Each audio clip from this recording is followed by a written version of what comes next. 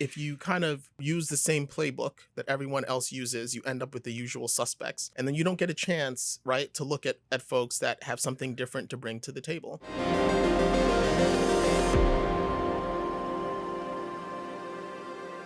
What we do now, what Harpia does now is we identify distressed properties in peripheral New York, in the outer boroughs. We identify owners that have a challenge, right? Whether it's an individual owner or a church or a nonprofit, whatever it is, that has some kind of distress to it, something that has hair on it. Off-market deals where there's, bankruptcy, foreclosure, litigation, violations, whatever the problem is, something that can't simply be sold by a broker, right? That needs a workout. And what we do is we use our expertise to do some of the roll up our sleeves and do some of the work up front to put together a more structured deal to give that owner a dignified exit. So that may mean either giving them a more fair price, right? Most capitalists are not going to offer a homeowner in distress a dollar more than they think they can get it for at the auction. Ugly houses, I'll buy them, right? Yeah. So I'll come in and I'll pay them more. I will give them a much more considered deal structure that makes their life easy and allows them to transition out. I'll take care of any occupants, whether it be family members or tenants or what have you. And I make the whole deal. I just make it easy for them to say yes, right? And a lot of that is built on trust and goodwill. The next part of what I do is I do a lot of diversity, equity, and inclusion throughout my business. I know everyone is throwing that word around, and so I hesitate to even use it. But what it means to us is through every aspect of my business, both on the investment management side and also on the development side, we actually really work hard to identify women and minority-owned businesses, right? So as vendors, so that's whether it's the lawyers, the accountants, and other other professional service providers, whether it's the contractor. So my contractor on my first project was a woman, a Chinese woman Chinese American woman who's a structural engineer. She's excellent. She's brilliant, but probably gets overlooked on a lot of jobs, right? Yeah. She's a very small woman.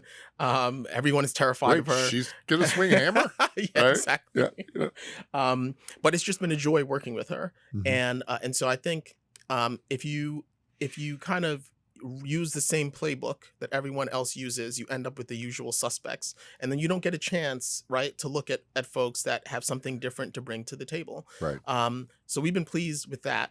We spend about 60% of our budgets have gone out to minority and women-owned businesses. Which is huge compared to the national average. I mean, I know Dallas is trying to get to 30%, and I don't know if you know this, but I've actually started that journey at the beginning of this year. I started when I say I started, I actually had a group purchasing organization in the healthcare space, and I applied for and received the Minority Business Enterprise designation as well as the Disadvantaged Business Enterprise, and it's getting me nowhere because it's very difficult to navigate that. Yep.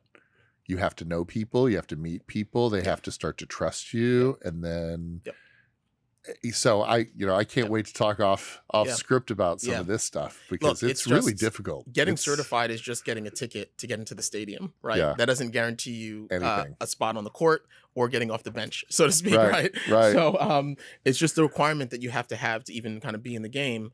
I will say, I will tip my hat to the folks, at least in New York City, that through several kind of mayoral administrations, there really has been amazing work being done by the folks in those seats to try to help drive business towards minority and women-owned businesses. I really want to tip my hat to them. Even making the process itself easy, the process for me to get certified was amazing.